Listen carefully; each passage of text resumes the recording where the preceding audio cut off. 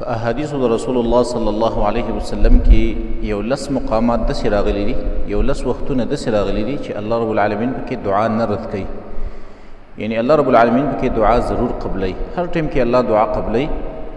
خدا لس یو خاص وختونه دي چې پای کې الله رب العالمین د سره دعا رد کوي نه، الله پکې قبلای.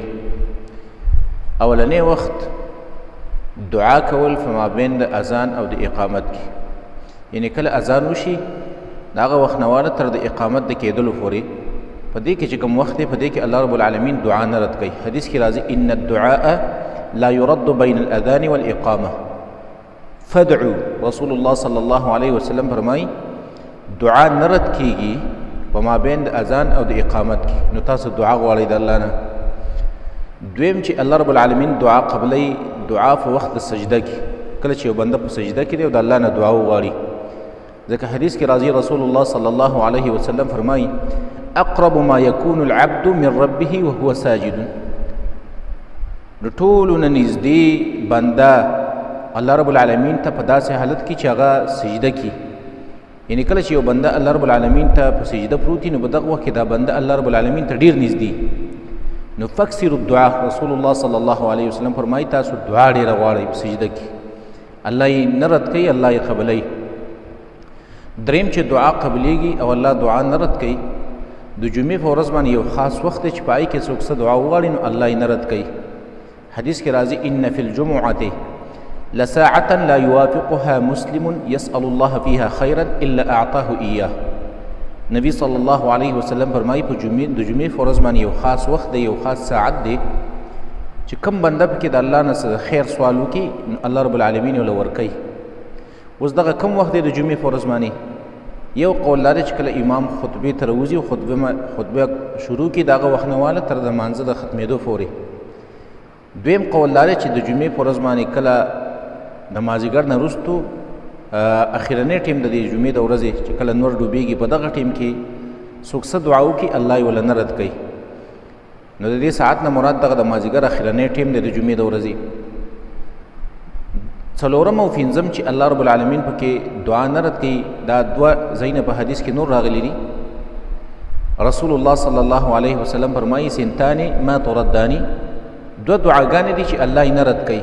یو الدعاء عند النداء، یو دعا په وخت اذان کې چې کله اذان شروع او ته دعا وکړي، او دویم وتحت المطر کله چې باران راخکې شي او ته دعا وکړي. شپږم نمبر چې الله رب العالمین دعا نه رد کوي کله چې بانګي اذان کوي، بانګي دی او هغه اذان کوي په دغه وخت کې څوک څه دعا وغواړي نو الله یې نه رد کوي.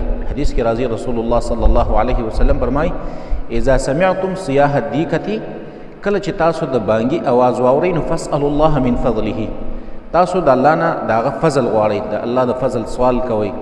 ولې؟ فانها رأت ملکا، رسول الله صلی الله علیه وسلم فرمایي ځکه دې بانګي ملک ولیدو نو اذان یې وکړو. نو دغه وخت کې نبی صلی الله علیه وسلم تاسو د الله فضل غواړئ، دعا غواړئ. اووم نمبر کله چې یو سړی د بیمار خواله لاړ شي او د هغه خواته ناست وي او په هغه ټیم کې دعا وکړي نو الله یې نه رد کوي، الله د هغه دعا قبلوي.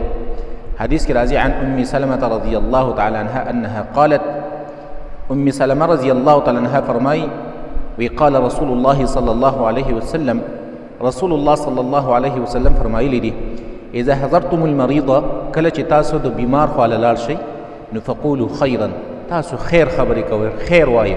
ولې؟ فإن الملائکة یؤمنون علی ما تقولون، ځکه ملائکې آمین وایي په هغه خبرو باندې چې تاسو کومې خبرې کوئ. د مریض په خوا کې چې تاسو کوم څه وایئ په هغې باندې ملائکې آمین وایي. نو تاسو چې کله د مریض خواله لاړ شئ نو خیر وایئ، معنې دعاګانې غواړئ، ځکه دغه ځای کې ملائکې او ملائکې آمین وایي ستاسو په دعاګانو باندې. او ظاهره خبره ده چې د چا په دعا باندې ملک امین وایي، فرشته پې امین وایي نو الله رب العالمین دغه دعا قبلوي. نهم او دارنګې اتم دوه ځایونه نور په یو بل حدیث کې راغلي دي چې دعا په هغې کې نه رد کېږي. یو د شپې اخرنۍ حصه کومه چې دریمه حصه د شپې په هغې کې څوک څه دعا وغواړي، او دویم د فرض مانځه نه وروستو چې څوک څه دعا وغواړي نو الله یې نه رد کوي. حدیث کې راځي فعن ابي امامة الباهلي رضی الله تعالی عنه، ابي امامه الباهلي رضی الله تعالی عنه فرمایي وی چا وویل رسول الله صلی الله علیه وسلم ته قیل یا رسول الله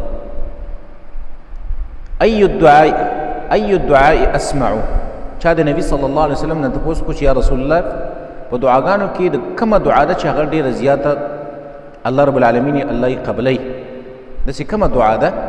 نو رسول الله صلی الله علیه وسلم ورته وفرمایل جوف اللیل الاخر، د شپې په اخرنۍ حصه کې دعا کول دا الله ډېره جلته قبلوي. او دویم ودبور صلوات مکتوبة، د فرض منځونو نه وروستو دعاګانې کول. اوس د فرض منځونو نه وروستو یو مقصد خو دا دی چې کله فرض منځ وشي د هغې نه وروستو ته دعا وغواړې. دویم قول دا دی چې د فرض مانځه په اخره کې دعا وکتل، یعنی کله چې ته درود ووایې او د سلام د ګرځېدلو نه مخکې په دغه وخت کې مسنونې دعاګانې هم راغلي دي، هغه دعاګانې چې څوک وغواړي د سلام د ګرځېدلو نه مخکې، لکه موږ چې پکې اللهم ربنا آتنا فی الدنیا دا دعا موږ ویو، نورې دعاګانې هم راغلي دي. په دغه ټیم کې الله رب العالمین دعاګانې ډېرې ښې قبلوي. لسم نمبر چې کله انسان د شپې رایق شي په هر ټیم کې سترګې راوغړېږي او په هغه ټیم کې یو خاص اذکار راغلي، یو خاص ذکر راغلی دی، هغه ذکر انسان وکړي او د هغې نه وروستو څه دعا وکړي الله رب العالمین یې ورله قبلوي.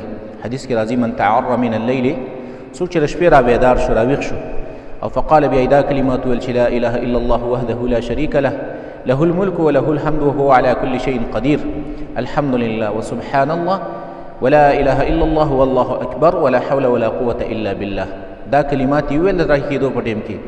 او ثم قال بیا دې سړي داسې ویل چې اللهم اغفر لي، یا الله ته مې معاف کړي. او دعا یا یې بله څه دعا وکړله استجیب له، الله به د ده دا دعا قبوله کړي. او په دغه ټیم کې چې څوک اودس وکړي او د هغه نه وروستو لمونځ وکړي نو دغه لمونځ به هم الله رب العالمین قبول کړي. نو دا 10 وختونه داسې دي چې په دې کې الله رب العالمین خامخا د بنده دعا قبلوي او الله یې هغه دعاګانې نه رد کوي.